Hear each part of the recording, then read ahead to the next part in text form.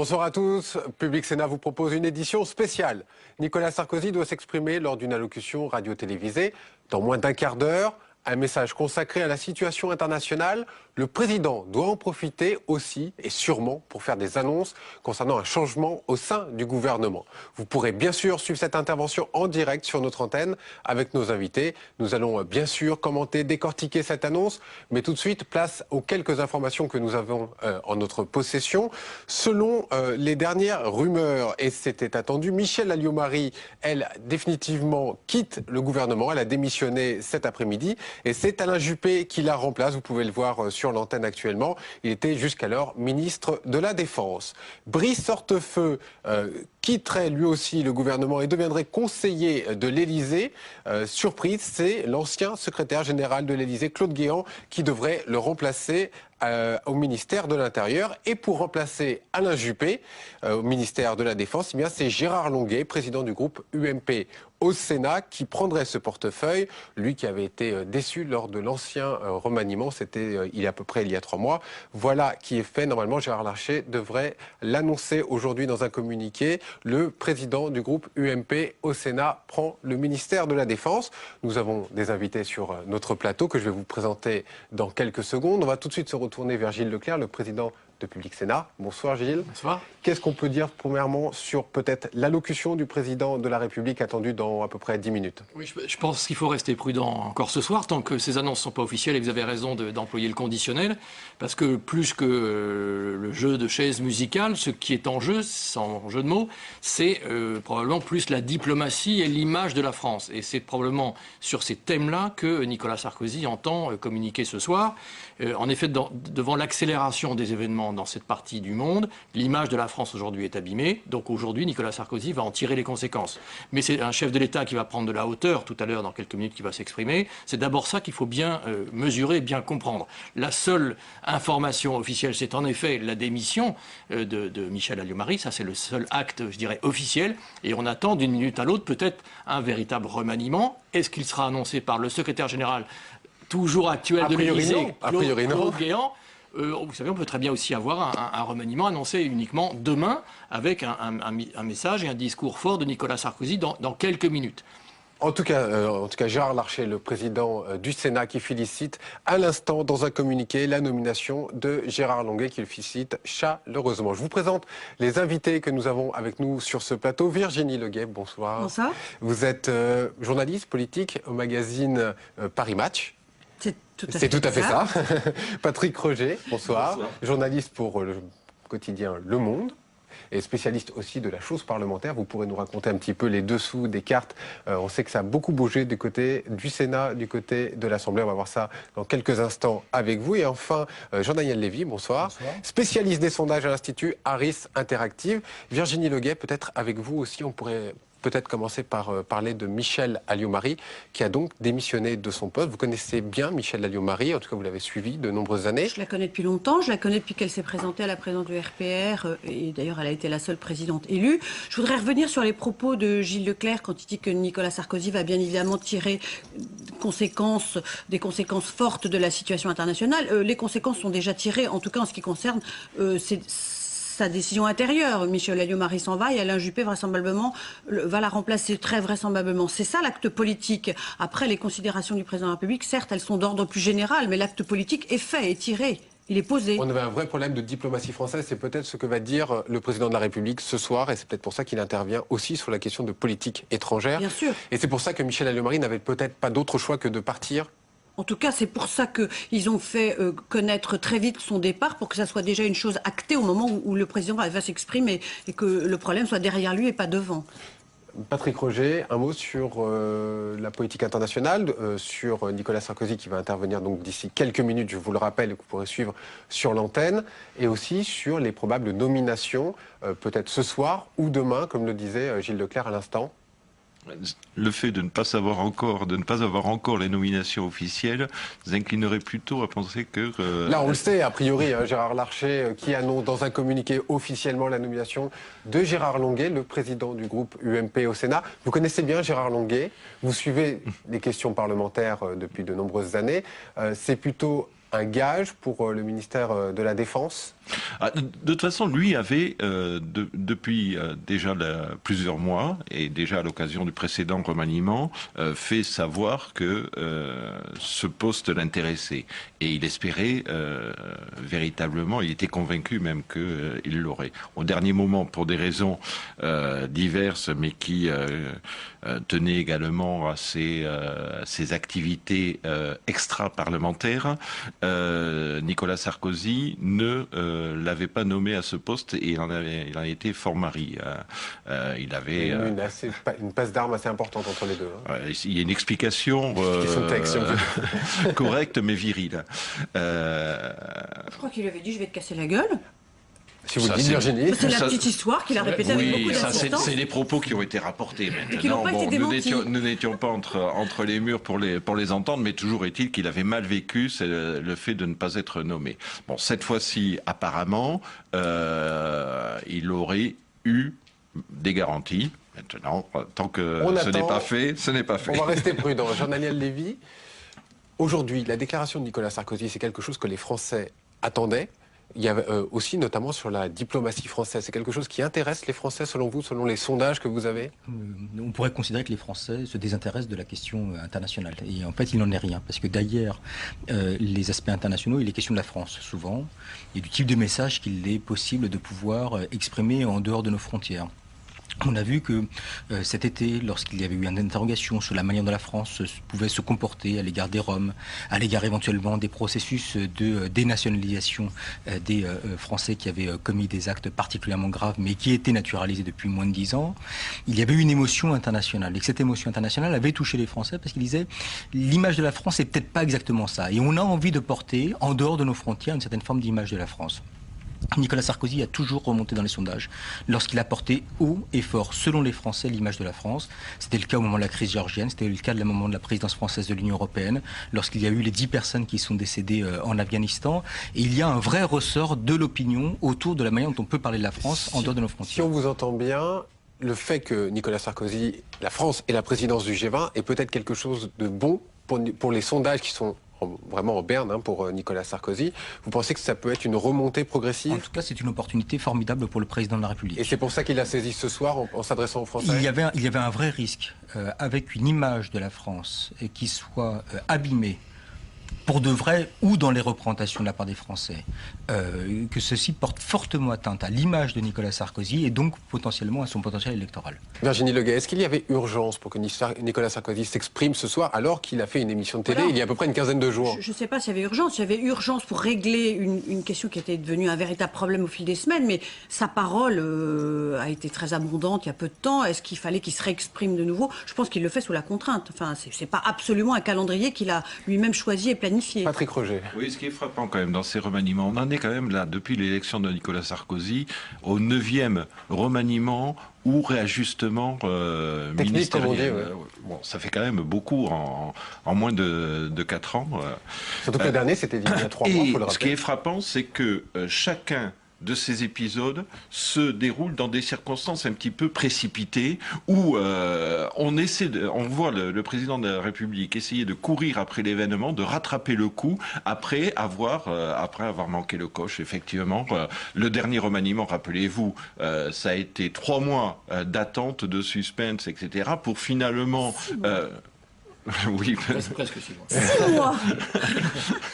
Pour peut-être rappeler cette petite phrase de Christine Lagarde, un gouvernement de professionnels récupéré ensuite par les autres ministres et qui ont été attaqués sur ce point de vue. Gilles Leclerc, est-ce que vous pensez que cette fois, avec les noms dont on parle, encore une fois en donnant des hypothèses de travail, est-ce que vous pensez que là, on a affaire à des vrais professionnels? Comme le disait Patrick, Nicolas Sarkozy déteste subir les événements. Donc, à partir du moment où, en effet, il fallait régler, en gros, le départ de Michel Alliot-Marie, peut-être sera d'ailleurs intéressant de parler d'ailleurs des circonstances dans lesquelles Michel Alliot-Marie quitte ce gouvernement, et notamment, je dirais, quand on lit ce communiqué extrêmement... Une lettre qu'elle a adressée au président de la République. Tout à fait brutal. Mais au-delà de ça, c'est-à-dire que Nicolas Sarkozy se dit, je règle en effet la succession de Michel Alliot-Marie, et par-delà, je tente de reprendre la main en faisant sans doute ce que je n'ai pas fait complètement lors du dernier remaniement, l'arrivée de poids lourds, ce dernier remaniement n'avait pas eu un effet majeur, notamment dans la cote de popularité de Nicolas Sarkozy. Il sait en plus que les cantonales, souvent on peut imaginer des remaniements après une élection. Bon, l'exécutif sait pertinemment que les cantonales ne seront pas bonnes pour la majorité et que la mauvaise popularité de Nicolas Sarkozy, elle est toujours là. Donc, tentative ce soir de reprise en main et de reprendre la main de la part de Nicolas Sarkozy. Virginie Leguet veut vous répondre, ensuite Patrick Roger. Oui, bien sûr qu'il fallait le faire avant les cantonales qui s'annoncent déjà comme des élections très peu goûtées des Français, où l'abstention est très forte. Et puis il fallait le faire avant les lancinantes questions d'actualité qui se succèdent toutes les semaines depuis maintenant presque 2 mois. Et qui où les ministres sont attaqués, c'est ça que vous voulez dire? Les ministres, Madame Alliot-Marie en particulier, et qui sont quasiment elles-mêmes sous la contrainte des révélations de la presse et du canard enchaîné. Je crois qu'il fallait absolument mettre un terme à cette séquence qui est désastreuse. Avec en plus l'image de la France abîmée. N'oublions pas que Nicolas Sarkozy avait souhaité amorcer, je dirais, une reconquête, en effet, sur des thèmes concernant la politique étrangère, la diplomatie, que cette image aujourd'hui est abîmée. Nicolas Sarkozy, nous ne l'oublions pas, préside le G20, et donc il était indispensable d'essayer de redresser la barre. Avec l'arrivée probable d'Alain Juppé à ce ministère-là, ça rassure d'un certain côté l'électorat de droite, ça rassure la majorité, et ça rassure aussi les chancelleries, et en même temps ça rassure également la diplomatie. Souvenez-vous, encore il y a quelques jours, ce texte signé Marly dans un grand quotidien du soir par des diplomates du Quai d'Orsay qui critiquaient la politique étrangère de la France. Bon, voilà, toutes ces réponses-là peuvent expliquer les décisions d'aujourd'hui. Patrick Roger veut s'exprimer depuis tout à l'heure. On va le laisser parler. Non, mais avec une précision quand même. Parce que au départ, enfin, quand Michel Alliot-Marie a commencé à être remise en question, après ses déclarations successives, etc., bon, le climat a commencé à se dégrader. Et puis le fait aussi que le président de la République n'avait pas vu venir ni su réagir aux événements dans le monde arabe. Mais au départ, il était dans l'état d'esprit, je ne cède pas à la pression, et il ne voulait pas démissionner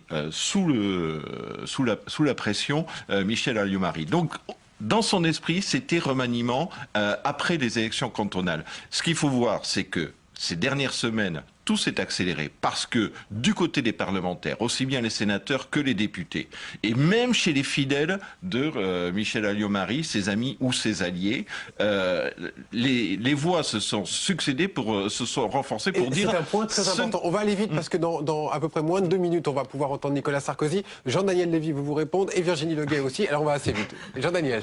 Poursuivre.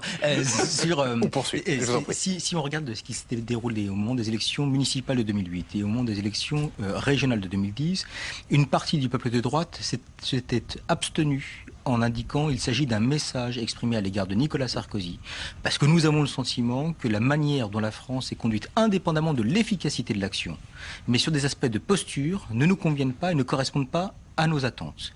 Et le risque était le risque suivant dans le cadre de ces prochaines cantonales, qu'il y ait auprès de ces mêmes publics le même type d'attitude et donc une défaite électorale qui apparaisse comme étant extrêmement marquée, ou en tout cas plus marquée que ce qu'on peut aujourd'hui voir dans les différentes enquêtes. Virginie Leguet. Oui, et puis moi je voudrais juste... Vous voulez rebondir peut-être sur Michel Alliot-Marie? Surtout sur l'évocation de l'affaire Woerth qui a duré des mois et des mois et des mois. Là, je crois que là, Nicolas Sarkozy s'est dit, je ne peux pas laisser ça durer. Oui, ça lui a servi d'exemple. Oui, c'est pas forcément un très bon souvenir, mais là, c'est vrai qu'il a voulu trancher dans le vif et assez rapidement. Alors qu'il y a 3 jours, il la soutenait encore. Aujourd'hui, il décide de s'en séparer. On va tout de suite écouter le président de la République.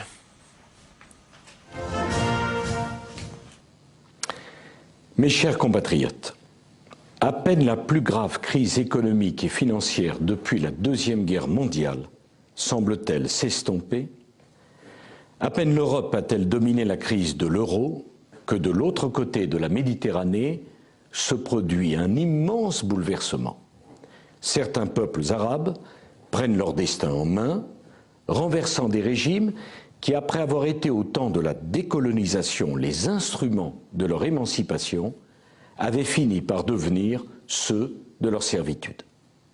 Ces régimes, tous les États occidentaux et tous les gouvernements français qui se sont succédés depuis la fin des colonies ont entretenu avec eux des relations économiques, diplomatiques et politiques. Malgré leur caractère autoritaire, parce qu'ils apparaissaient aux yeux de tous comme des remparts contre l'extrémisme religieux, le fondamentalisme et le terrorisme. Mais voici qu'à l'initiative des peuples s'esquisse une autre voie. En opposant la démocratie et la liberté à toutes les formes de dictature, ces révolutions arabes ouvrent une ère nouvelle dans nos relations avec ces pays dont nous sommes si proches par l'histoire et par la géographie. Ce changement est historique. Nous ne devons pas en avoir peur. Il porte en lui une formidable espérance, car il s'est accompli au nom des valeurs qui nous sont les plus chères, celles des droits de l'homme et de la démocratie. Pour la première fois dans l'histoire, elles peuvent triompher sur toutes les rives de la Méditerranée. Nous ne devons avoir qu'un seul but, accompagner, soutenir, aider les peuples qui ont choisi d'être libres. Entre l'ingérence qui ne serait pas acceptée et l'indifférence qui serait une faute morale et stratégique, il nous faut tout faire pour que l'espérance qui vient de naître ne meure pas, car le sort de ces mouvements est encore incertain. Si toutes les bonnes volontés ne s'unissent pas pour les faire réussir, ils peuvent aussi bien sombrer dans la violence et déboucher sur des dictatures pires encore que les précédentes. Nous savons ce que pourraient être les conséquences de telles tragédies sur des flux migratoires devenus incontrôlables et sur le terrorisme. C'est toute l'Europe alors qui serait en première ligne. Nous avons donc le devoir d'agir avec une ambition qui soit à la dimension des événements historiques que nous vivons. C'est pourquoi la France a demandé que le Conseil européen se réunisse pour que l'Europe adopte une stratégie commune face à la crise libyenne dont les conséquences pourraient être très lourdes pour la stabilité de toute la région. De même, l'Europe doit se doter sans tarder de nouveaux outils pour promouvoir l'éducation et la formation de la jeunesse de ces pays du sud de la Méditerranée. Imaginez une politique économique et commerciale pour favoriser la croissance de ces jeunes démocraties qui veulent naître.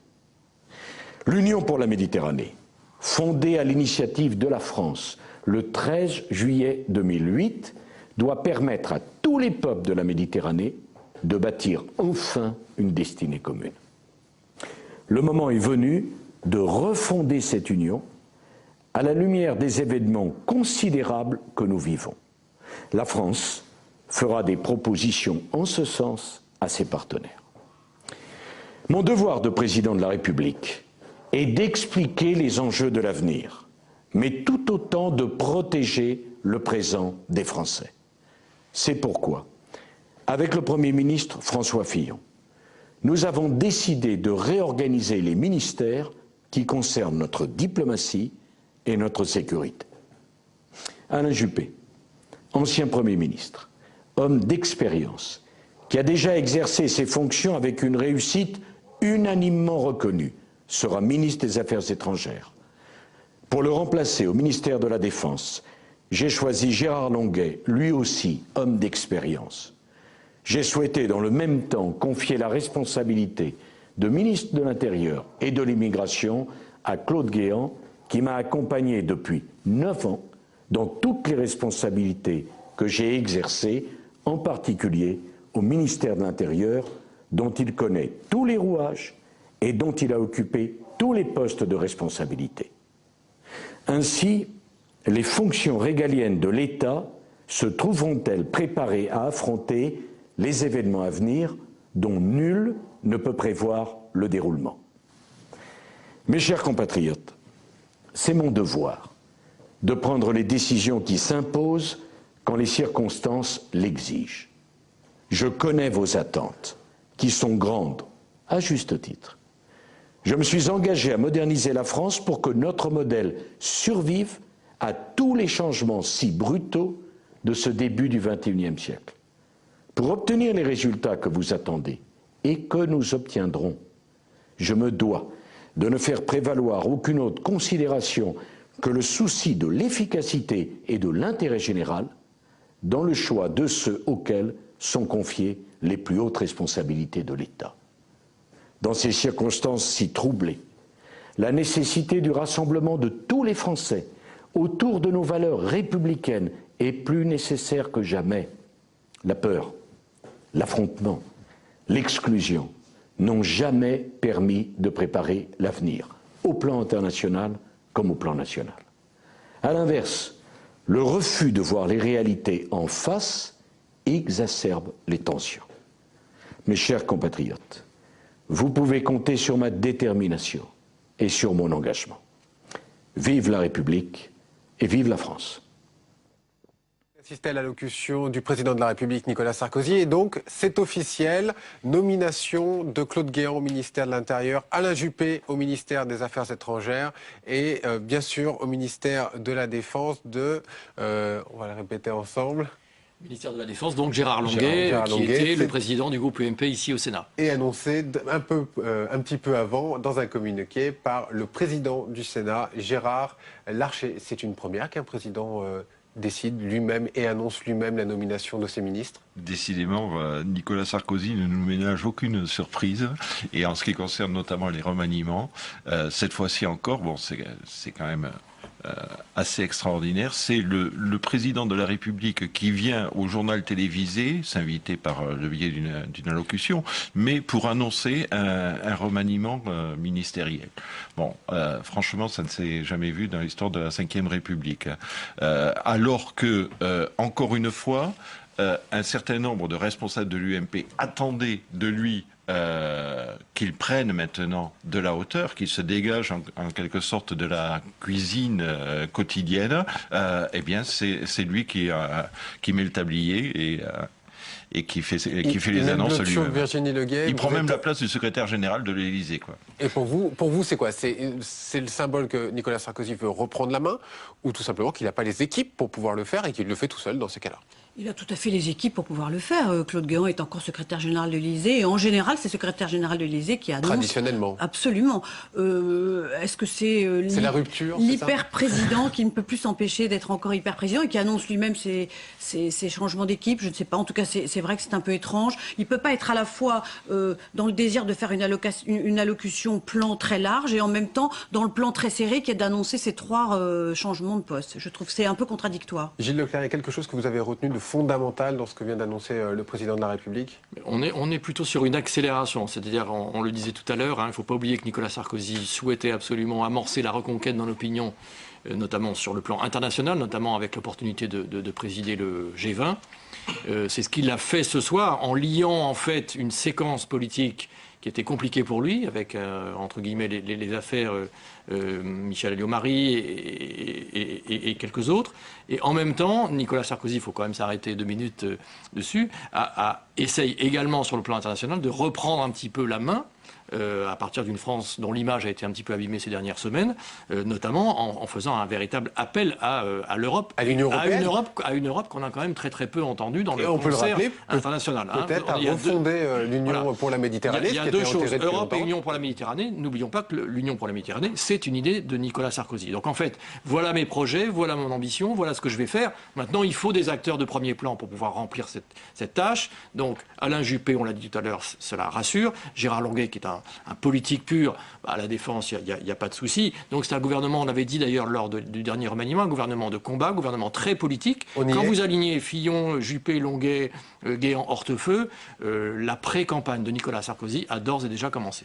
Jean-Daniel Lévy, peut-être un mot sur le président protecteur. Il l'a dit, il veut rassembler les Français et protéger les Français. C'est quelque chose qui était attendu aussi de la part des Français et que vous étudiez dans vos sondages? D'une manière générale et même des Européens. C'est-à-dire que quand on voit aujourd'hui tous les mouvements qui existent en termes électoraux ou en termes d'opinion dans les autres pays que la France, il y a une vraie volonté de protection. Et dans un contexte de crise économique, de crise sociale et aujourd'hui de crise internationale, le souhait d'avoir à la tête de l'État une personne qui sait faire et qui a la capacité de pouvoir résister contre les difficultés et protéger les habitants du pays à proprement parler. Le deuxième aspect qui est assez frappant, c'est le caractère, même s'il va pas directement dans le détail, solennel de la prise de parole. une prise de parole déjà avec un plan qui est un plan beaucoup plus resserré. Dans la bibliothèque de l'Élysée. Et également dans la bibliothèque de l'Élysée. C'est un changement aussi. D'habitude, c'était avec les jardins derrière. Oui, j'ai pas de souvenir de Nicolas Sarkozy prenant la parole de cette manière-là et qui n'est pas forcément sans rappeler soit des prises de position de François Mitterrand, soit des prises de position de Jacques Chirac à des moments qui étaient des moments relativement importants. Et en disant dès le départ, je suis là, je suis présent en rappelant les valeurs de la France et en finissant, non pas en disant je ne vous quitterai pas, mais je suis déterminé et je serai pleinement impliqué. Il y a une forme de gravité qui permet pour partie de passer au-dessus de la dimension uniquement de cuisine telle qu'elle a pu être décrite. Vous êtes un spécialiste des sondages, est-ce que pour vous il a répondu aux attentes ? Est-ce qu'il y avait véritablement une attente? C'est la question qu'on peut se poser. Il y avait des interrogations. Il y avait des troubles, il y avait un décalage pour partie de l'opinion entre la manière dont les Français voyaient la situation, notamment en Tunisie et en Égypte, et la manière dont les médias la reflétaient. Une inquiétude qui était beaucoup plus marquée de la part des Français qu'on pouvait le lire ici ou là. Et donc il y avait l'attente d'expression sur des perspectives. Que va faire la France? Comment faire à l'égard des immigrés qui peuvent éventuellement venir sur notre pays? Et quelle va être la stabilisation de l'ensemble dans l'environnement international? Et aujourd'hui, pour partie, en tout cas, je ne sais pas s'il a réussi, mais il a cherché à répondre à ces interrogations. Virginie Delahaye, vous voulez absolument prendre la parole, je vous en prie. Pas absolument, non. Je voulais simplement dire que j'étais très frappée par l'importance politique et la montée en puissance d'Alain Juppé, qui non seulement revient aux affaires étrangères, mais qui, alors il le dira certainement pas lui-même, mais a probablement obtenu le départ de Claude Guéant de l'Élysée pour avoir les mains totalement libres sur ce poste. Et je trouve que là, François Fillon même a du souci à se faire, parce que Alain Juppé s'impose comme l'un des hommes très forts maintenant, non seulement du gouvernement, mais de la majorité et probablement de la campagne présidentielle qui va bientôt commencer. Patrick Roget, c'est le vice-premier ministre, le vice-président Alain Juppé.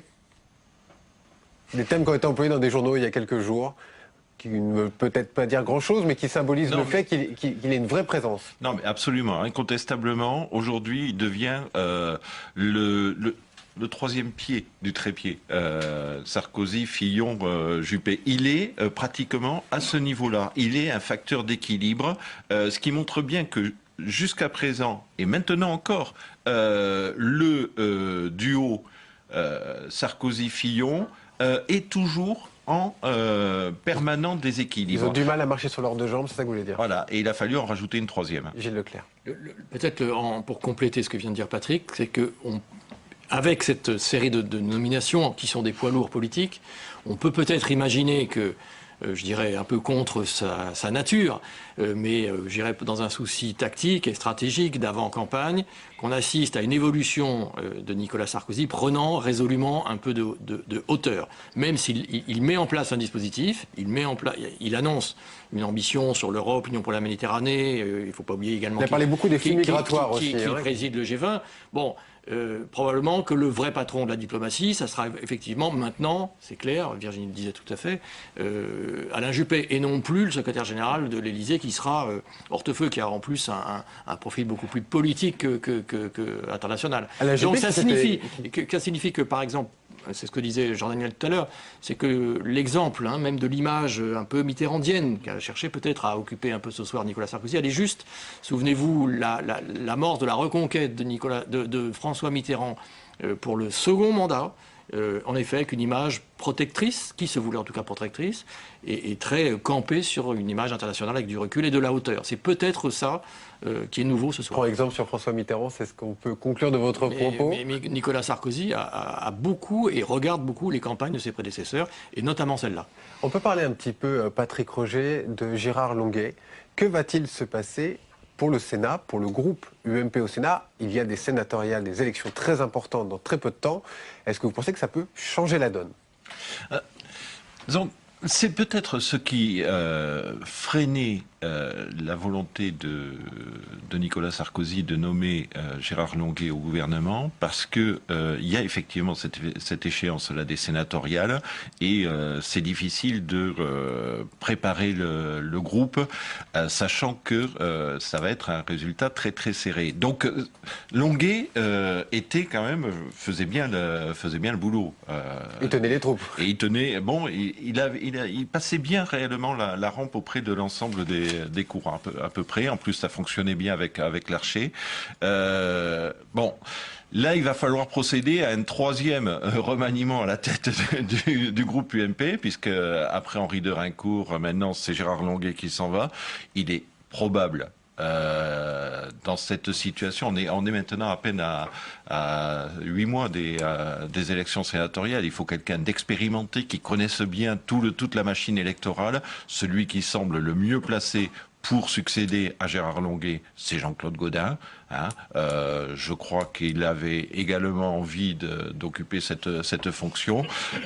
Bon, lui aussi connaît bien la machine. Virginie Leguet. En tout cas, je note que oui, Alain Juppé, oui, Gérard Longuet. On revient à des statures politiques, j'allais dire, d'avant. D'avant les débuts du quinquennat, où il était de bon ton de s'entourer de jeunes qu'on dominait bien. Là, c'est plutôt l'inverse, c'est-à-dire que le rapport de force est presque inversé. On a des hommes de très grande expérience qui ne s'en laissent pas tellement compter par le président et qui vont peser de tout leur poids dans l'organisation de la campagne. Je vous coupe, nous sommes en direct à l'instant avec Hervé Morin, qui est le président du Nouveau Centre. Bonsoir Hervé Morin, vous nous entendez bien ? Oui, je vous entends bien. Hervé Morin, comment est-ce que vous constatez aujourd'hui, l'après l'allocution du président de la République, quel bilan faites-vous? Et puis peut-être un mot sur Alain Juppé qui prend le ministère des Affaires étrangères pour la diplomatie française. Est-ce que c'est un changement pour vous? Écoutez, la diplomatie, la politique étrangère de la France, elle est décidée par le président de la République, elle est contrôlée par le Parlement. Donc, ne modifions pas, tout d'un coup, ne considérons pas que l'arrivée d'un homme va bouleverser les choses. Même si moi, j'aime beaucoup Alain Juppé. J'étais ravi qu'il me remplace au ministère de la Défense. Un homme d'expérience, de poids, qui a une capacité d'expression propre qui, je crois, est utile pour l'exécutif.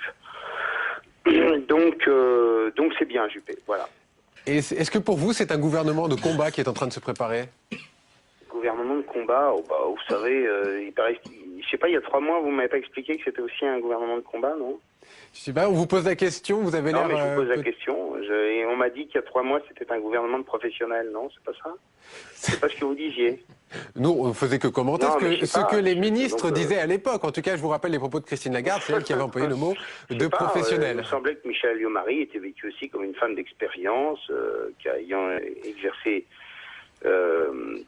des responsabilités dans tous les ministères régaliens. Donc voilà, je sais très bien qu'Alain Juppé soit ministre des Affaires étrangères, c'est un homme de grande valeur.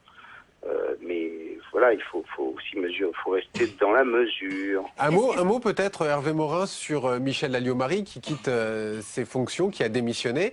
Est-ce que pour vous, c'est une chose qu'elle devait faire? Est-ce qu'on aurait pu continuer avec Michèle Alliot-Marie? Non, ce qu'on aurait fait avant, c'est tout, quoi. En vérité, c'est que la politique étrangère de la France était assignée à résidence depuis 2 mois, alors que c'est une période dans laquelle...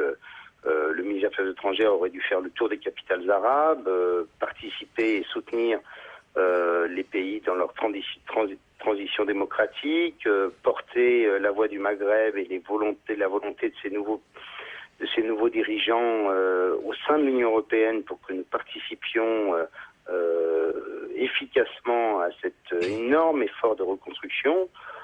Donc on a perdu 2 mois, mais c'est bien qu'elle l'ait fait. Brice Hortefeux, lui qui quitte le gouvernement, pour vous, ça signifie quelque chose ou pas?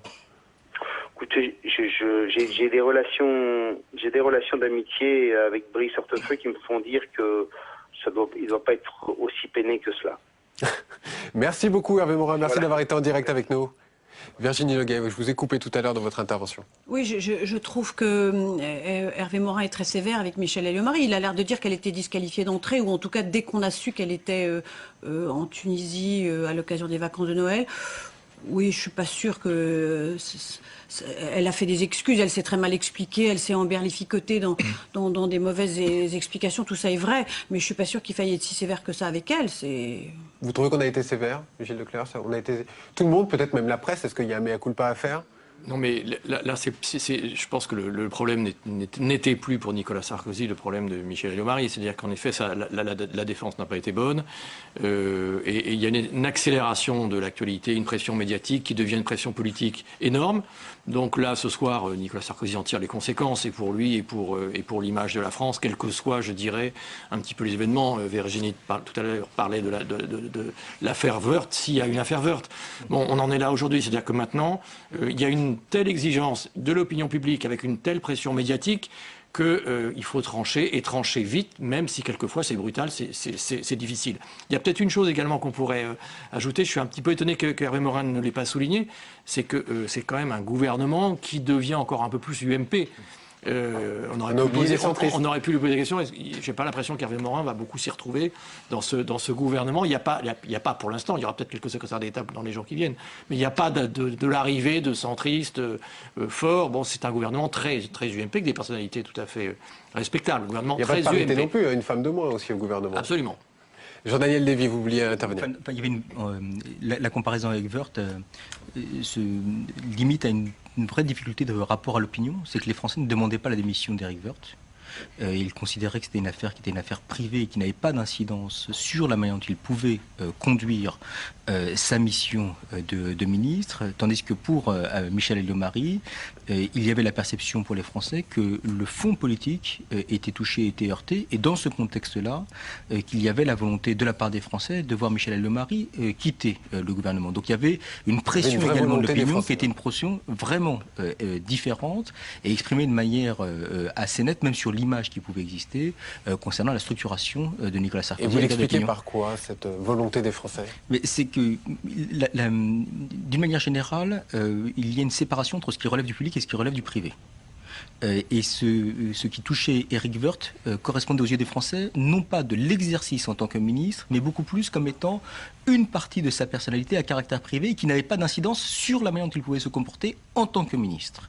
Concernant Michel Alliot-Marie, ce qu'ont considéré les Français, à tort ou à raison, c'est qu'il y avait une certaine forme de mélange des genres entre la ministre des Affaires étrangères, la relation qu'elle pouvait avoir avec un certain nombre de proches du pouvoir et notamment de Ben Ali, la manière dont ses parents avaient pu profiter de la situation pour pouvoir faire un certain nombre d'affaires, et donc conséquemment peut-être une incidence sur le comportement de la France à l'égard des diplomaties étrangères et des pays comme la Tunisie ou éventuellement d'autres pays qui étaient confrontés à ces difficultés. Donc à partir du moment où l'exercice politique apparaît comme étant touché directement par les affaires, les Français sont plus critiques et vont être de nature à pouvoir demander la démission de la personne. On va rejoindre la rue de Solferino dans un instant où va intervenir Benoît Hamon, le porte-parole du Parti Socialiste. Mais je voudrais quand même poser une question à Patrick Roger.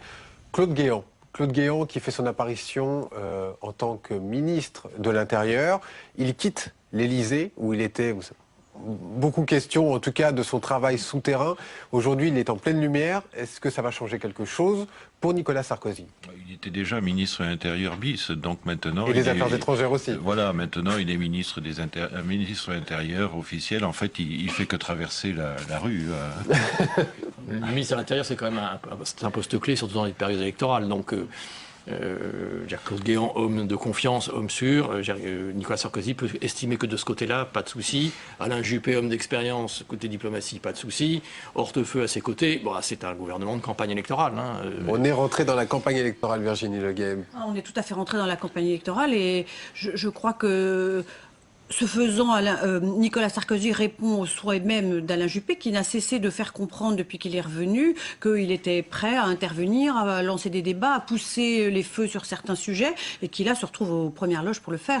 Et en tout cas, le dispositif est parfaitement au point là. J'ajoute une chose quand même, parce que Alain Juppé, si on a bien compris, si on a bien suivi le film, avait posé quand même un certain nombre de conditions. Il veut être ministre des Affaires étrangères à part entière et ne pas avoir effectivement un ministre des Affaires étrangères bis qui œuvre dans son dos à l'Élysée. Donc le déplacement de Claude Guéant, c'est aussi ça. Sauf que je voudrais quand même vous rappeler ce que disait Hervé Morin tout à l'heure. C'est à l'Élysée que se décide la politique en matière d'affaires étrangères. Oui, mais Alain Juppé a quand même une expérience, une autonomie, une stature qui font qui font quand même qu'il aura une parole et on l'a bien vu depuis aussi bien sur les événements au Mali que depuis le début des événements dans le monde arabe, des révolutions dans le monde arabe.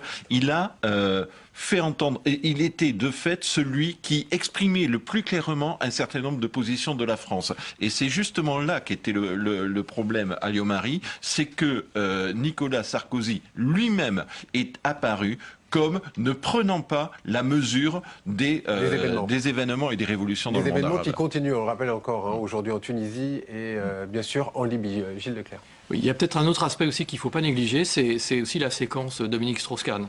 Oui, parce que l'Élysée a regardé de très près évidemment ce qui s'est déroulé, notamment l'intervention de Dominique Strauss-Kahn sur France 2 il y a une semaine, et que probablement aussi la nomination d'Alain Juppé n'est pas complètement étrangère, je dirais, dans cette période. C'est-à-dire qu'en nommant Alain Juppé, homme d'expérience, qui, je dirais, peut avoir une certaine confiance et rassurer l'opinion publique, en face probablement de quelqu'un aussi qui va probablement rentrer en campagne, ça n'est pas neutre. Alain Juppé, quand il s'exprime, quels que soient les sujets, parce que quand on est même ministre des Affaires étrangères, on peut par exemple parler économie, il a une stature internationale. Et par rapport à un Dominique Strauss-Kahn, ça compte, lui, toujours aujourd'hui en tout cas, patron du FMI. Patrick Roger. Ah, j'avais pas demandé. Non, vous m'aviez fait un petit signe. Bon, c'est pas grave. En tout cas, la séquence Strauss-Kahn a certainement accéléré les choses, certainement. Parce que le président soutenait Michel Alliot-Marie jusqu'à très récemment, et puis tout d'un coup, voilà, ça y est, ça a basculé, et le dispositif est là, mais... Il y a une peur, Jean-Daniel Lévy, de la peur de Dominique Strauss-Kahn du côté de l'Élysée, notamment peut-être des sondages. Si on lit un tout petit peu les sondages... Et vous les lisez un petit peu? On les lit un petit peu, mais il faut également les lire avec une certaine forme de prudence. On peut voir qu'aujourd'hui, pour les Français, c'est Dominique Strauss-Kahn que l'on souhaite à la présidence de la République. On sait qu'il va se passer 14 mois de campagne, parce qu'on est effectivement entré dans cette campagne, et que les rapports qui peuvent être entretenus entre les Français et un certain nombre de candidats peuvent profondément évoluer, même concernant Dominique Strauss-Kahn. Mais indéniablement, aujourd'hui, l'atout majeur de Dominique Strauss-Kahn dans l'opinion, c'est une capacité à savoir faire. Et que la critique aujourd'hui qui touche le Parti socialiste, à savoir, est-ce que en matière économique, dans un contexte de crise économique marquée, vous seriez en capacité de pouvoir gérer la France? Cette critique ne touche pas aujourd'hui Dominique Strauss-Kahn, notamment parce qu'il est à la tête du FMI. Et que, inversement, s'il devait y avoir une interrogation concernant Nicolas Sarkozy de la part des Français, c'est a-t-il la capacité à pouvoir fixer extrêmement clairement un cap? Il a cherché à le montrer ici, et en s'entourant de personnalités qui sont des personnalités qui donnent le sentiment d'être droit dans leurs bottes. Et d'ailleurs, ce terme avait été utilisé par Alain Juppé en 95. François Fillon, Alain Juppé donnent le sentiment que quand ils ont un cap, quand ils ont une orientation, ils mettent en place une stratégie indépendamment des difficultés qui peuvent se poser dans le cadre du quotidien, ce qui peut avoir un côté plutôt rassurant pour une partie d'électorat qui parfois est interrogatif à l'égard de Nicolas Sarkozy, qui donne le sentiment de naviguer parfois un petit peu trop à vue. Alors, vous êtes d'accord, Virginie? Je voulais juste faire une petite intervention sur les incroyables sondages dont bénéficie Dominique Strauss-Kahn. Moi, je serais prudente. Je me souviens des incroyables sondages dont bénéficiait Mme Simone-Veil, par exemple. Quand elle s'est présentée à une élection, ça a été la catastrophe. Et à ce regard-là, je trouve que l'intervention de Dominique Strauss-Kahn à la télévision il y a quelques jours était bien péremptoire, et que peut-être un peu de modestie ne nuirait pas, même si, certes, il s'exprimait en tant que patron du FMI, mais c'est autre chose de se présenter sur la scène intérieure. Et là, je crois qu'il faut peut-être se montrer un peu plus prudent. Vous parliez de Dominique Strauss-Kahn. On va être en direct tout de suite avec l'un de ses soutiens. Gérard Collomb, bonsoir. Bonsoir. Vous êtes sénateur-maire de Lyon, on tient à le rappeler. Comment est-ce que vous jugez ces changements au sein du gouvernement ? Évidemment, cette obligation de remanier le gouvernement quelques mois après sa formation sonne comme un aveu d'échec. C'est le signe que la politique étrangère menée par la France aujourd'hui n'était plus en phase avec l'évolution du monde. Peut-être pour avoir voulu être trop seul, ne pas avoir joué assez les correspondances européennes, ne pas avoir eu une vision de l'Europe, et donc au total une incapacité à peser sur l'évolution de ce monde, même lorsqu'il nous est proche. Est-ce que pour vous, la politique étrangère, c'est un prétexte ou tout simplement un vrai changement de stratégie en termes de diplomatie française? Je ne crois pas que ce soit un véritable changement parce que Nicolas Sarkozy retombera, à mon avis, dans les mêmes erreurs qu'hier, c'est-à-dire dans une surestimation de ce qu'il est possible de faire sans une coopération très étroite avec nos partenaires européens. Certes, Alain Juppé essayera sans doute d'influer, mais à mon avis, il me semble qu'il n'y aura pas là une inflexion totale de la politique étrangère française. Gérard Collomb, pour revenir sur un terrain peut-être un petit peu plus français, franco-français et politique, est-ce que pour vous, on est véritablement rentré dans la campagne électorale ce soir avec la nomination de ce nouveau gouvernement, en tout cas gouvernement technique, et des annonces qui ont été faites par le président de la République? Ce qui est clair, c'est qu'aujourd'hui, Nicolas Sarkozy met en place le dispositif pour effectivement préparer les élections. La nomination de Claude Guéant au ministère de l'Intérieur est le signe qu'il veut contrôler personnellement ce ministère qui peut avoir un rôle extrêmement important dans les mois qui viennent. Donc oui, on est entré dans les élections présidentielles et à partir d'aujourd'hui, je crois que Nicolas Sarkozy n'est plus mu que par sa propre réélection. Gérard Collomb, on parlait sur ce plateau avec Virginie Leguet de Dominique Strauss-Kahn. Vous avez des nouvelles de Dominique Strauss-Kahn? Où en est-il une semaine après sa visite à Paris? Vous savez, je crois que, comme il l'a dit, aujourd'hui il se consacre au FMI, demain sera un autre jour. Bien, eh bien, on va attendre ça avec impatience. Merci beaucoup Gérard Collomb d'être intervenu en direct avec nous. Sur notre plateau, Philippe Dallier.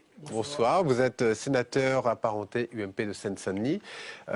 Comment est-ce que vous avez trouvé le président de la République et surtout les nominations qui ont été attendues ce soir, celle d'Alain Juppé, de Claude Guéant? Comment est-ce que vous voyez ça, vous, en tant que sénateur? Écoutez, tout d'abord, j'ai trouvé que c'était une très bonne intervention. Comme quoi, une intervention relativement courte, à peu près 5 minutes, et face à la caméra, et donc les yeux dans les yeux avec les Français. J'ai trouvé que c'était une bonne intervention qui campait effectivement la situation, et puis qui traçait également des perspectives, parce que la question est maintenant de savoir effectivement comment la France, comment la diplomatie française va effectivement appréhender cette nouvelle situation. La création de l'UPM, il y a 3 ans maintenant, avait laissé certains perplexes quant à son utilité. On voit bien qu'aujourd'hui, avec la naissance de ces démocraties, en tous les cas c'est ce que nous espérons, il y a de nouvelles perspectives qui s'ouvrent maintenant. Donc je pense que le président de la République a bien posé effectivement le problème. Alors juste pour revenir peut-être sur la nomination d'un sénateur qui a été nommé au ministère de la Défense, Gérard Longuet, Jean-Claude Gaudin, que vous connaissez sûrement très très bien, vient de dire que c'était un renforcement de la position libérale au sein de l'UMP. Vous êtes d'accord sur, vous savez, toutes ces tendances qui doivent être représentées au sein du gouvernement? Écoutez, je vais vous dire. D'abord, je suis très heureux pour Gérard Longuet, parce que c'est quelqu'un c'est un homme politique de qualité, qui a déjà été ministre, qui a traversé une très longue période difficile avec une succession de procédures qui se sont toutes terminées par des non-lieux. Et je pense que Gérard Longuet doit vivre sa nomination aujourd'hui comme une réhabilitation. Et pour cela, je suis très heureux pour lui. Il a été un très bon président de groupe au Sénat, et je pense que l'ensemble des sénateurs du groupe UMP vont le regretter. La question, effectivement, de sa succession est ouverte, mais il y aura débat au sein du groupe. Et effectivement, élection. Donc Jean-Claude Gaudin avait déjà fait savoir qu'il souhaitait être candidat. Bon, ça se réglera dans la semaine. Virginie Leguet. Est-ce que vous avez d'autres candidats que Jean-Claude Gaudin? Écoutez, moi je ne suis pas candidat et je ne sais pas. C'est une info pour ce soir, voilà, en tout cas. Écoutez, non, je ne sais pas s'il y aura d'autres candidats. En tous les cas, effectivement, dans quelques mois maintenant, nous serons sur les élections sénatoriales, avec pour la première fois sous la Ve République la possibilité, le risque, c'est ce que j'en pense, que le Sénat bascule à gauche. Donc il faut effectivement que le président du groupe soit quelqu'un d'expérience, qui connaisse bien à la fois la maison, les sénateurs et le fonctionnement du Sénat. Gilles Leclerc, un mot à rajouter sur cette position-là? Je sais bien nous sommes ici à Public Sénat, mais on voit que le poids du Sénat se renforce au sein du gouvernement. Absolument.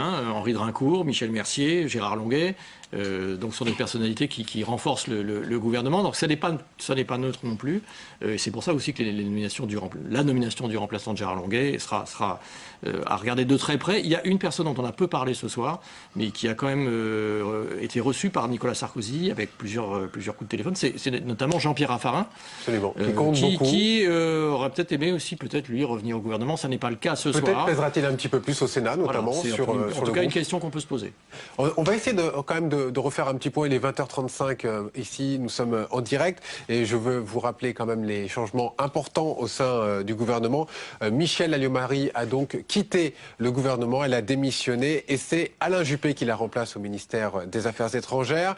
Brice Hortefeux aussi quitte le gouvernement pour devient conseiller de l'Élysée et il est remplacé par l'actuel secrétaire général de l'Élysée, Claude Guéant. Et pour remplacer Alain Juppé à la Défense, on en a parlé à l'instant, c'est Gérard Longuet. Et je vous propose tout de suite de voir quelles conditions Alain Juppé est revenu en force dans ce gouvernement.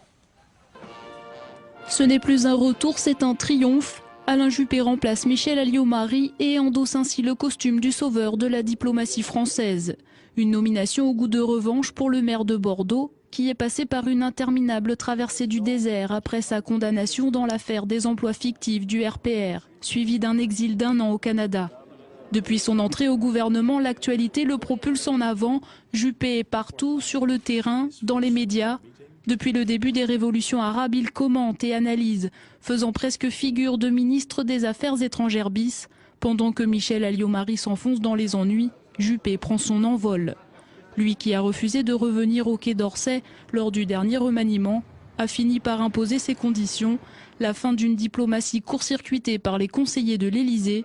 Alain Juppé a ainsi obtenu le départ de Claude Guéant du poste influent de secrétaire général.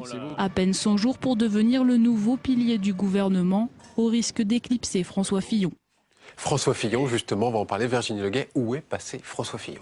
Eh bien, je crois qu'il ne va plus pouvoir se cacher bien longtemps parce que Alain Juppé va s'exprimer, il a une liberté de parole et il entend bien l'exercer. Et c'est justement ce qui est reproché à François Fillon par les élus même de la majorité. C'est souvent sa facilité ou son aptitude à se mettre en retrait, en deuxième plan, aux abris. Et là, je crois qu'il va être obligé de sortir des abris, de monter au créneau et lui aussi d'exprimer des positions très claires sur des sujets qui vont être forcément très compliqués aussi. Jean-Daniel Lévy, sur François Fillon, est-ce qu'il y a des sondages? On sait qu'il ne bouge pas beaucoup. Est-ce que c'est le fait, justement, comme le disait Virginie, qu'il se met en retrait et qu'il laisse Nicolas Sarkozy s'exprimer davantage?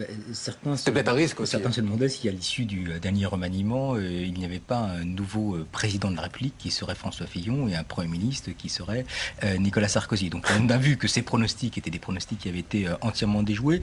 Il ne faut pas trop vite probablement enterrer François Fillon, parce qu'effectivement il y a une situation conjoncturelle, mais si vous regardez les prises de position de François Fillon au cours de 6-8 derniers mois, il a commencé à se créer une vraie relation avec l'opinion qui n'existait pas forcément par le passé. Et il y a eu des discours ou des prises de position qui l'ont amené à être parfois dans la mesure, alors que le président de la République, aux yeux des Français, ne l'était pas forcément.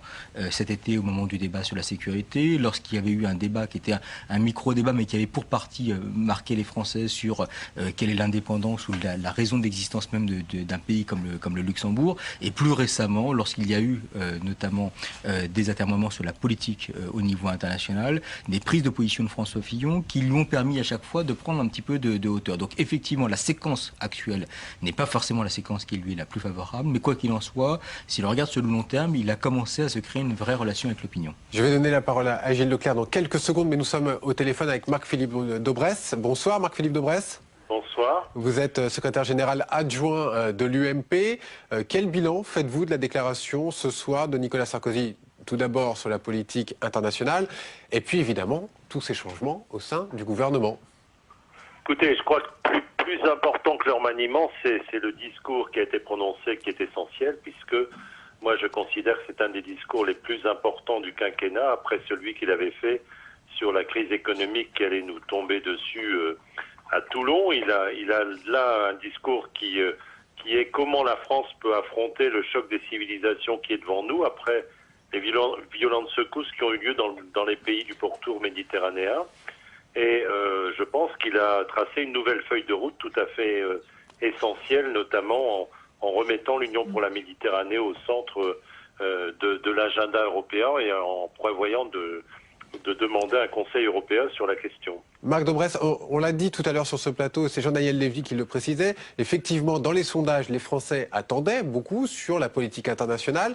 mais ils attendent aussi des vraies paroles concernant la politique française. Et ce soir, évidemment, ce n'était pas le but des propos de Nicolas Sarkozy, mais c'est surtout là-dessus que le président est attendu, non ? Oui, mais il a dit aussi des choses à juste titre sur la nécessité de maîtriser les flux migratoires face à la crise libyenne. On voit bien que la crise libyenne, et tous ceux qui disent qu'il fallait réagir plus tôt, vous savez, il y a encore des risques de déstabilisation, des risques d'intégrisme, de fanatisme. Bien sûr, il faut accompagner les pays vers la démocratie et la liberté, mais nous ne sommes pas à l'abri des risques du terrorisme. Et donc le président, à juste titre, a dit qu'il fallait qu'on ait une vigilance particulière sur cette question. Et le remaniement traduit bien cette double vigilance. La volonté que la France puisse déployer sa diplomatie sur le front des valeurs de liberté et de droits de l'homme, mais en même temps que sur la question de la sécurité, nous ayons une nouvelle phase de l'action du quinquennat. Marc-Philippe Daubresse, est-ce que c'est le vrai gouvernement de professionnels ? Ah bah écoutez, moi les 3 personnes qui sont ce soir en figure de proue de ce remaniement, Alain Juppé dont chacun connaît la notoriété internationale et la manière dont il avait assumé le poste de ministre des Affaires étrangères dans le passé, Gérard Longuet qui est quelqu'un d'une très grande expérience et qui a été ministre de l'Industrie, et puis Claude Guéant qui est quelqu'un d'extrêmement respecté par tous les milieux de la police, ça me semble effectivement des très grands professionnels. Mais alors pourquoi ne pas l'avoir fait il y a 3 mois, lors du dernier remaniement ? Ah bah écoutez, il y a eu quelques péripéties lors du dernier remaniement. Vous savez que le ministère des Tout le monde Affaires réagit sur le étrangères... plateau, Marc Daubresse, quand vous dites péripéties. Philippe Dallier notamment, peut-être il veut vous parler, peut-être un petit mot, Philippe Dallier à Marc Daubresse. Ah non, je partage ce que dit Marc-Philippe Daubresse. Écoutez, il s'est passé des choses depuis le dernier remaniement. Donc on est dans la politique étrangère, dans le domaine réservé du président de la République. Vous vous interrogiez sur le rôle de François Fillon. On sait bien que sous la Ve République, depuis le général de Gaulle, la politique étrangère, c'est le domaine réservé. Donc il ne faut pas tirer de conclusions rapides. Écoutez, vouloir toujours monter les uns contre les autres, c'est un peu facile. Marc-Philippe Daubresse, vous répondez quelque chose à Philippe Dallier oui, ou pas ? Et puis vous savez, le ministère des Affaires étrangères avait été proposé à Jean-Louis Borloo. Donc finalement, le choix qui a été fait, ça a été un choix de continuité, de stabilité sur la politique intérieure conduite par François Fillon. Mais là, en même temps, on redéploie des personnes qui sont d'une très grande expérience sur les domaines de la politique régalienne de l'État, en particulier la défense, les affaires étrangères et l'intérieur et l'immigration. Ça me semble effectivement une équipe de France qui se muscle en tout cas. Très bien, merci beaucoup Marc-Philippe Daubresse. On voit que c'est un satisfecit général, en tout cas à l'UMP ce soir. Peut-être pas vraiment de ce côté-là, rue de Solferino, au Parti Socialiste. On va écouter Benoît Hamon qui s'exprimait il y a quelques instants, sûrement critique envers Nicolas Sarkozy. On l'écoute. Fiasco total de la politique étrangère conduite par Nicolas Sarkozy et son gouvernement, particulièrement depuis le début des révolutions arabes. Cet échec consternant est humiliant pour la France et les Français. L'histoire de la République, les valeurs universelles qui sont les siennes confèrent des devoirs particuliers au président de la République française. Ce devoir exige du président de la République qu'il se place sans a priori, sans calcul, sans préalable ni condition, du côté des combattants pour la liberté et pour la démocratie. Ce sont ces valeurs de solidarité, de démocratie, de respect des droits de l'homme et des cultures dans le monde qui ont expliqué le choix de Jacques Chirac de ne pas soutenir l'intervention de l'Amérique de George Bush en Irak. Ce sont ces valeurs qui ont conduit François Mitterrand à Sarajevo, aux côtés de la population bosniaque assiégée. Si la France de Nicolas Sarkozy a raté le rendez-vous du printemps arabe, c'est parce qu'elle a tourné le dos à nos valeurs. Mais ce dernier épisode est hélas cohérent avec les choix de politique étrangère de la France depuis 4 ans. Le discours de Dakar de Nicolas Sarkozy, en peignant le tableau d'une Afrique et d'un homme africain immobile, prisonnier d'une nature immuable, a suscité l'indignation des dirigeants africains, de l'homme de la rue, dans toute l'Afrique et au-delà. L'alignement sur les orientations stratégiques des États-Unis, en réintégrant le commandement militaire intégré de l'OTAN, nous a conduit dans le piège afghan sans objectif clair ni calendrier de retrait. Enfin, en Europe, la France s'aligne sur la vision allemande de l'avenir de l'Union européenne en co-signant le pacte d'austérité proposé par Madame Merkel qui promeut partout en Europe la modération salariale, la baisse des protections collectives et la suppression de nombreux services publics. Face à ce fiasco, une démission, c'est bien peu. Et plutôt que de faire une nouvelle fois, comme l'a fait le président de la République à l'instant, le pari de la peur et de concevoir l'étranger comme une menace permanente, il faut changer de politique étrangère. Les Français le savent, le monde entier aussi. C'est en mai 2012 que la France aura l'occasion de retrouver sa place, son rang, son influence dans le monde. On vient d'entendre Benoît Hamon à l'instant, porte-parole du Parti socialiste, très critique envers la politique internationale de Nicolas Sarkozy. Gilles Leclerc. Oui, vous vous souvenez, dans l'histoire de la Ve République, il y avait en tout cas un domaine où je ne dis pas qu'il y avait forcément un véritable consensus, mais où en tout cas il y avait un respect légitime de part et d'autre. Alors les cohabitations ont renforcé ça, mais de voir ce soir en effet un Benoît Hamon rendre hommage par exemple à Jacques Chirac, on voit bien que là aussi, dans le domaine de la politique étrangère, le Parti socialiste a choisi là aussi, je dirais, d'être extrêmement ferme. C'était pas étonnant sur la politique économique et sociale. Non mais c'est vrai, moins sur la politique étrangère. Ça couvait un petit peu sur la politique étrangère. Là, ce soir, c'est-à-dire que le PS essaye d'enfoncer un coin sur la politique étrangère de la France. Ça veut dire que ce thème-là aussi, dans la pré-campagne électorale et dans la campagne à venir, sera probablement quand même un thème intéressant. Nous vivons aujourd'hui à l'heure de la mondialisation. Il est clair que les différents candidats à l'élection présidentielle ne pourront pas, je dirais, oublier le monde extérieur. Ça serait impensable. Et c'est notamment intéressant quand on a parlé tout à l'heure de Dominique Strauss-Kahn. Mais c'est vrai que c'est intéressant de voir que là aussi, il y a une critique en règle de la part de l'opposition à l'égard de la politique étrangère de la France de Nicolas Sarkozy. Et alors, Philippe Dallier, membre apparenté de l'UMP, vous aussi, vous critiquez le PS qui critique le président? Écoutez, Benoît Hamon est égal à lui-même, il est dans l'excès en permanence. Avant de venir, j'écoutais Roland Dumas sur LCI parler de délabrement. Roland Dumas parlait de délabrement quand on sait qu'il était avec Gbagbo il y a peu de temps et Vergès. Si vous voulez, quand je les Philippe entends... Dallier, c'est une question essentielle, la politique internationale. Bien sûr que c'est une question essentielle et c'est justement pour cela que je souhaiterais un peu de retenue de la part du Parti socialiste. S'ils avaient toujours été exemplaires dans le passé, ils seraient peut-être les mieux placés, effectivement, pour donner des leçons à la terre entière. Mais est-ce que, par exemple, parce que la question est là, est-ce qu'il fallait arrêter, effectivement, toute relation diplomatique avec tous les pays qui n'étaient pas des démocraties? Est-ce qu'il fallait cesser de faire en sorte que les entreprises françaises ne travaillent plus avec ces pays? Parce que c'est ça, au bout du compte, la question, et ce qui nous est reproché bien souvent. Mais comment se sont comportés les gouvernements socialistes successifs? Est-ce qu'ils ont pratiqué une autre politique étrangère? Alors oui, les choses ont changé. Le président de la République vient effectivement de camper une nouvelle situation. Il faut accompagner ces démocraties nouvelles.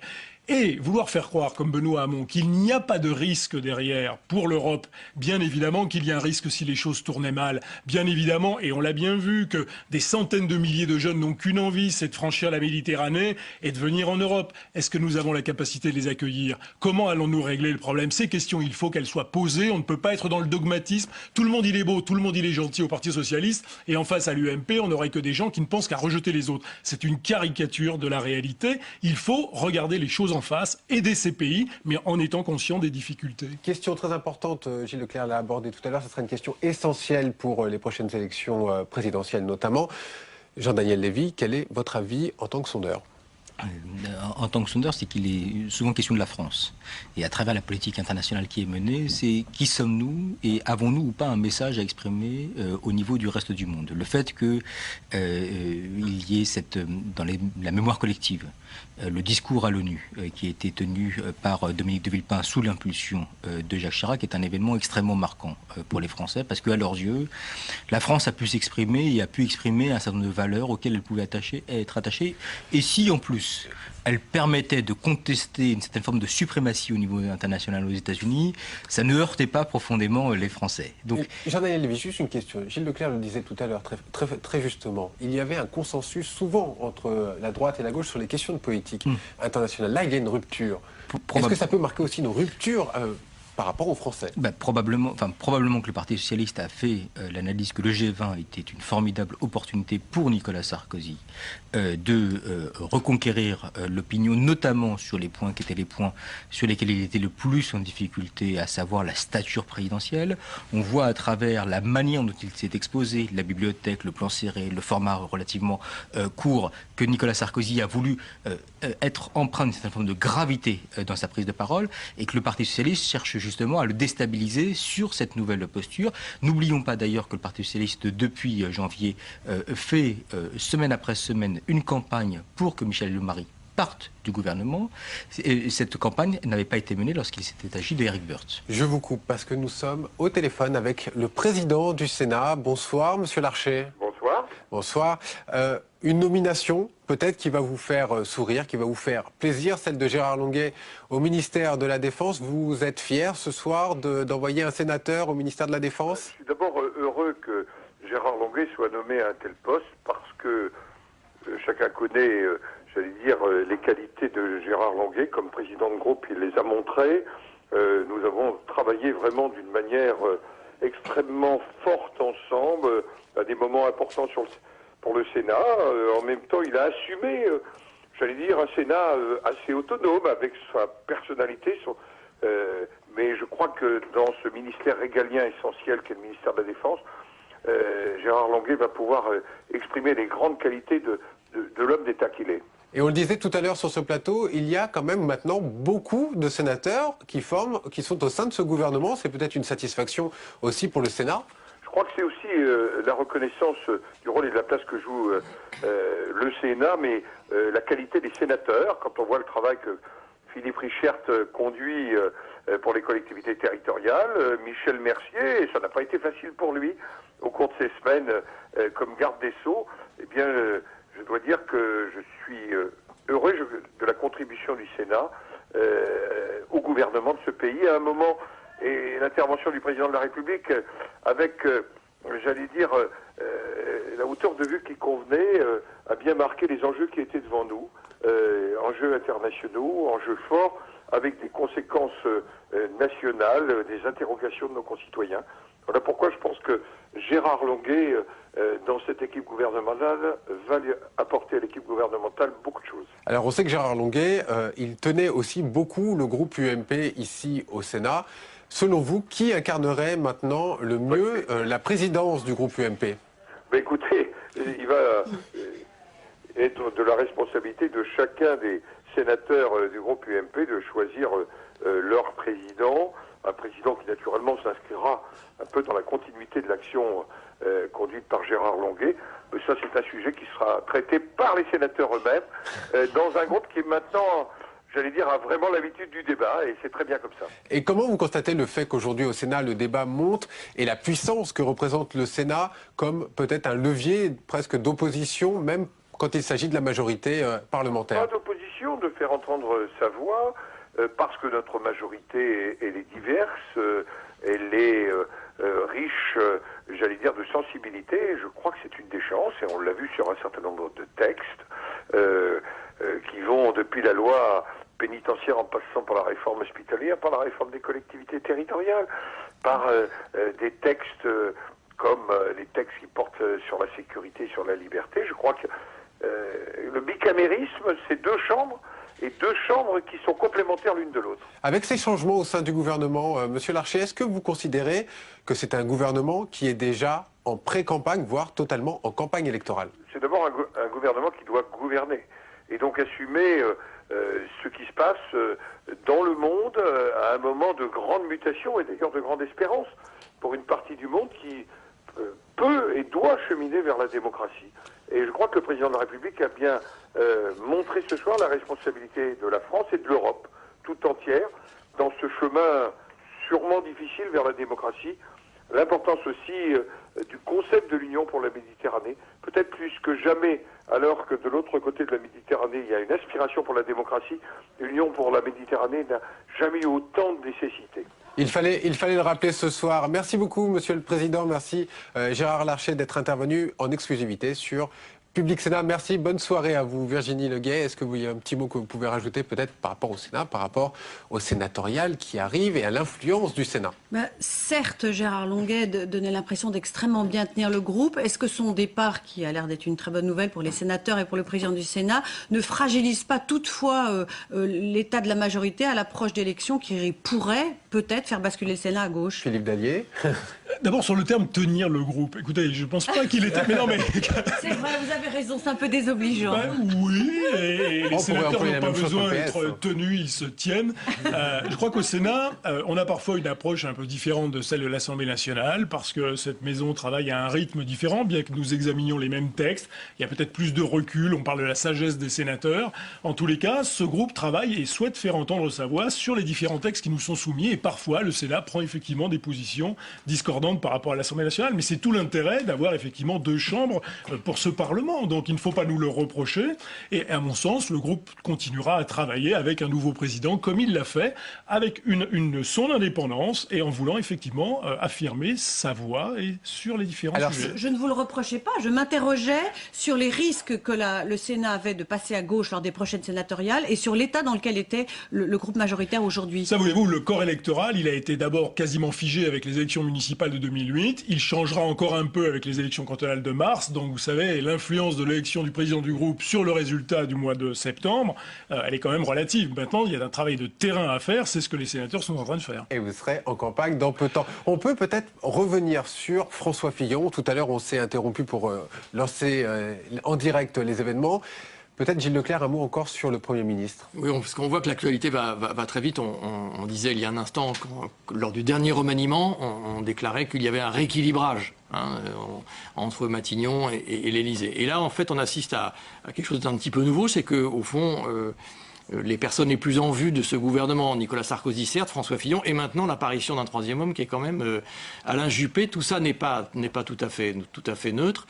Et d'ailleurs, François Fillon, on a dit tout à l'heure qu'il était un peu discret pendant cette séquence. Il ne faut pas oublier que lui également, même si ça n'était pas de même nature, avait aussi un petit peu été touché par, n'appelons pas ça des affaires, mais enfin tout de même par un papier dans le Canard enchaîné concernant un voyage en Égypte. Donc c'est vrai qu'il a été touché, il faut le rappeler quand même. Voilà, il a été touché. Et tout de même, donc il était un peu plus discret dans cette période-là, mais il ne le sera pas très longtemps, puisque demain matin, le Premier ministre s'expliquera et parlera sur une grande radio, en l'occurrence RTL. Donc il sera bien présent, et il donnera son décryptage à lui pour bien montrer également qu'il y a un Premier ministre et qu'il est toujours patron et numéro 1 de ce gouvernement. Et qu'il est au travail. Jean-Daniel Lévy. Oui, puis c'est souvent le Premier ministre qui parle au soir des élections importantes, et on sait qu'il y a des élections cantonales qui vont se dérouler prochainement. Personne ne sait exactement quel sera l'état réel de la situation électorale, mais il a su profiter des moments qui étaient des moments de déstabilisation à l'issue des dernières élections municipales, à l'issue des dernières élections régionales, peut-être demain à l'issue des élections cantonales, et que cette petite difficulté à caractère politique qu'il rencontre ne soit que momentanée et soit gommée par des élections cantonales à venir. Alors avant qu'on conclue cette soirée, je vous propose d'écouter le président de la République lors de l'annonce de ces changements, notamment au sein du gouvernement. Et on revient pour conclure cette émission juste après. Mon devoir de président de la République est d'expliquer les enjeux de l'avenir, mais tout autant de protéger le présent des Français. C'est pourquoi, avec le Premier ministre François Fillon, nous avons décidé de réorganiser les ministères qui concernent notre diplomatie et notre sécurité. Alain Juppé, ancien Premier ministre, homme d'expérience, qui a déjà exercé ses fonctions avec une réussite unanimement reconnue, sera ministre des Affaires étrangères. Pour le remplacer au ministère de la Défense, j'ai choisi Gérard Longuet, lui aussi homme d'expérience. J'ai souhaité dans le même temps confier la responsabilité de ministre de l'Intérieur et de l'Immigration à Claude Guéant, qui m'a accompagné depuis 9 ans dans toutes les responsabilités que j'ai exercées, en particulier au ministère de l'Intérieur, dont il connaît tous les rouages et dont il a occupé tous les postes de responsabilité. Voilà pour les principaux changements au sein du gouvernement annoncés par le président de la République. 1 minute pour conclure notre tour de table. On commence avec Virginie Leguet. Un mot de conclusion. J'observe que non seulement le dispositif qui a été annoncé ce soir donne l'impression que le président est rentré en campagne et s'est doté d'une équipe de campagne, mais que la radicalisation extrêmement forte du discours de la gauche donne exactement la même impression en sens adverse. Les deux camps sont rentrés en campagne électorale, peut-être ce soir, de façon tout à fait officielle. La campagne est lancée, Jean-Daniel Lévy. La campagne est lancée. Il y a un chef de campagne qui s'appelle Nicolas Sarkozy, qui n'est pas officiellement candidat, mais qui retrouve pour partie un certain nombre d'accents qui avaient fait la force dans son rapport avec l'opinion, c'est-à-dire qu'il se met lui-même et directement en premier plan. Philippe Dallier.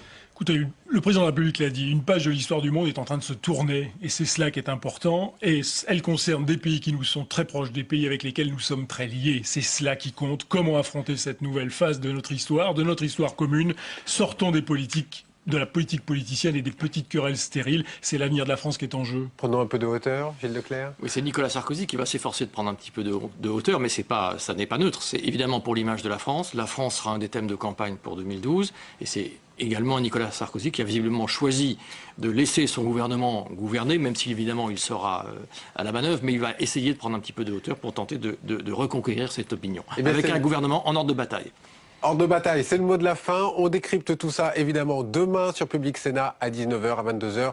Rendez-vous dans les journaux demain sur Public Sénat. Merci de nous avoir suivis, merci d'être tous venus sur notre plateau, d'avoir répondu à notre invitation. Tout de suite, la suite des programmes sur Public Sénat. Bonsoir.